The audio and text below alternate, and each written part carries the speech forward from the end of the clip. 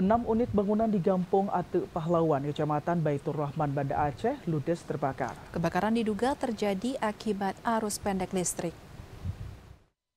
Kebakaran 2 unit rumah dan 2 kios terjadi pada Kamis pagi tadi sekitar pukul 10:45 waktu Indonesia Barat. Menurut saksi mata, kebakaran terjadi berasal dari salah satu rumah warga sebelum akhirnya menjalar ke rumah sekitar. Sebanyak 7 keluarga terkena imbas dari kebakaran ini. 2 diantaranya habis terbakar dan tidak sempat melakukan evakuasi barang-barang yang ada di dalam rumah. Warga yang sedang berada di lokasi langsung menghubungi pihak pemadam kebakaran. Setelah mendapatkan laporan, sebanyak 7 unit pemadam kebakaran dikerahkan dalam kebakaran ini dan api berhasil dipadamkan sekitar 2 jam kemudian.